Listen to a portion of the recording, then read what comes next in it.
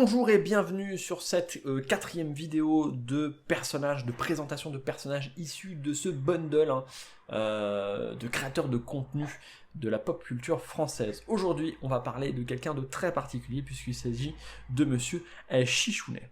Chichounet, qui dans la vraie vie a la chance ou la malchance de porter le même prénom que moi, est quelqu'un qui crée donc des YouTube vidéos, donc c'est un YouTuber, il parle de jeux vidéo, il fait de la critique, plutôt acerbe, voire acide, quasi bourru. C'est le genre de truc qui me parle de par mon passé familial, mais donc il faut y aller pour voir une critique vidéoludique sous ecstasy, et plutôt du point de vue du mec qui passe un mauvais moment. Pour moi, ce mec-là, c'est dans un système qui s'équilibre, dans un système politique où il y a la gauche, il y a la droite, voilà, il y a les critiques de jeux vidéo qui disent que tout va bien, que c'est trop beau la vie, et qu'on a des 18/20 sur des jeux qui sont pas top, et on a Chichounet qui prend le contre-pied de ce truc-là, qui dit ok, on va remettre un petit peu les choses dans le contexte, mais vu que vous êtes désespérément plein de compliments, moi je vais faire la même chose, mais avec du gars qui gueule la France, quoi. La France franchouillarde. Donc Chichounet, on y va pour ça. Il faut se lâcher un peu, il faut y aller avec une dynamique un peu de détente, avec je vais voir mon pote avec qui on va boire une bière le dimanche, et on va refaire le monde avec un peu comme ça, quoi.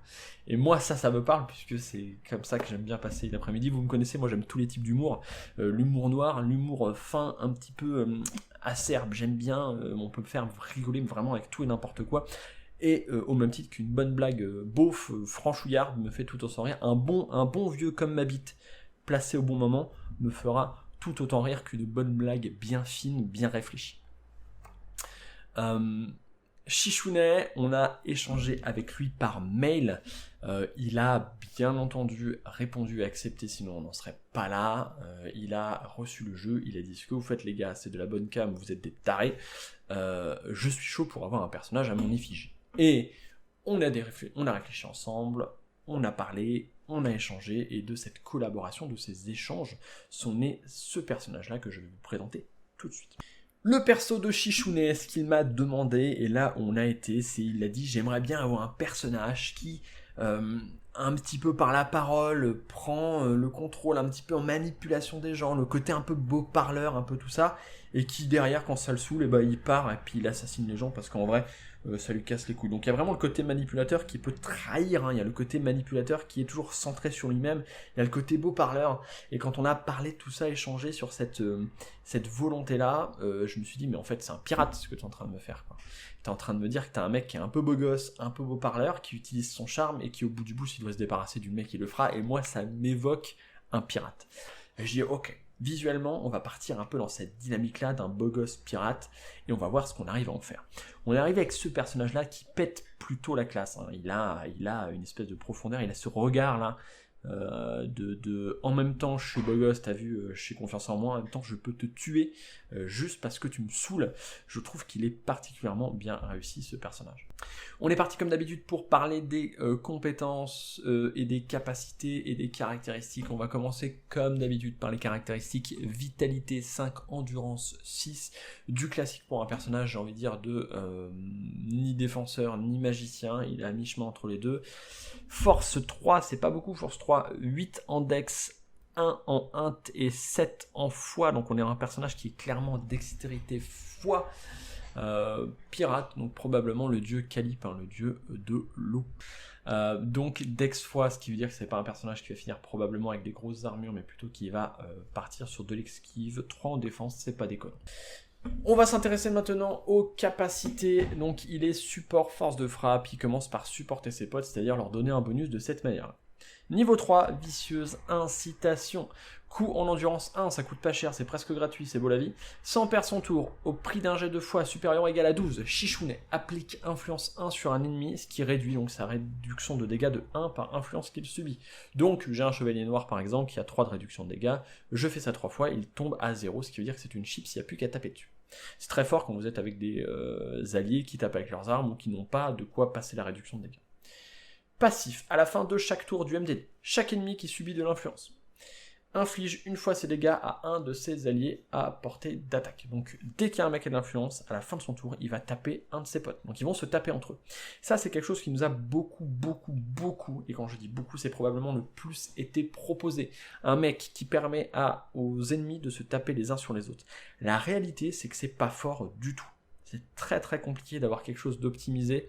Il vaut mieux qu'un joueur tape à 6 ou 8 comme un magicien ou quoi que ce soit, plutôt qu'ils disent à un ennemi de taper un autre, puisque si on prend, je sais pas, même un lancier squelette qui tape à 5, qui va taper un de ses potes, il va peut-être lui faire 3 ou 4 points de dégâts, c'est que dalle par rapport à un 8. Par contre, ça devient intéressant dès lors que ça se cumule à une réduction de dégâts qui est réduite, donc comme ici, c'est-à-dire que les alliés vont taper plus fort, et en plus ils vont se taper entre eux. C'est-à-dire que c'est un effet en plus, c'est pas l'effet de base. Il n'y a que comme ça qu'on a réussi à en faire un truc qui est efficace, qui est fort, c'est du bonus, c'est des dégâts à prendre, mais c'est pas la base de la compétence. La base de la compétence, c'est vraiment de réduire les dégâts.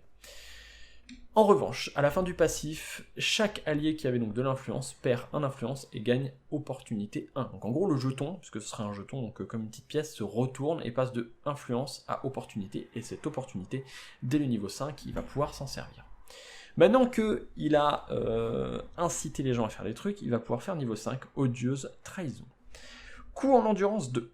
Au prix d'une attaque normale, donc j'attaque avec mes armes normalement. Shishune inflige les dégâts de son arme, puis 5 points de dégâts multipliés par X, où X est égal à l'opportunité de sa cible. Donc, en gros, je vais pouvoir faire énormément de dégâts sur long terme, mais ça prend plusieurs tours. Shishune, contrairement à quasiment tous les persos qu'on a actuellement, il va être plus le combat va durer, plus il va être efficace, puisque plus l'opportunité va pouvoir monter. Donc par exemple, j'ai un boss comme comme l'âme du chasseur calciné, qui a 100-120 points de vie, allez, mettons les 5 joueurs, on va mettre du temps à le tomber, ce boss.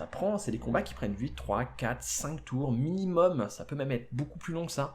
Et bien lui, il va pouvoir dire, je pose de l'influence, et je vais attendre tranquillement, mon opportunité, elle va monter. Et à un moment, je vais pouvoir lui mettre des tartines qui vont être à 20, 25, 40 points de vie, ce que vous voulez.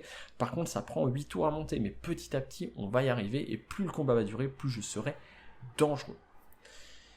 Passif. Dernière partie de la compétence de niveau 5. À chaque fois qu'un ennemi meurt subissant opportunité X, Shishune récupère X endurance. Donc à partir de maintenant, je claque de l'endurance. Je mets de l'influence, mes potes tapent plus fort, ça se transforme en opportunité pour moi. Je vais finir par capitaliser sur cette opportunité et ça va me redonner de l'endurance. Je ne peux pas boucler puisque je perds probablement plus d'endurance que ce que j'en gagne, mais j'en récupère suffisamment pour continuer à m'amuser suffisamment longtemps. C'est un personnage qui est, pour moi, l'assassin, il avait été conçu, parmi les personnages qui ont été faits, dans une dynamique de simplicité. L'assassin, c'est pas un personnage qui est complexe. Shishune, c'est une version complexe de l'assassin. Il a plus d'outils, plus de potentiel, mais aussi beaucoup plus de réflexion.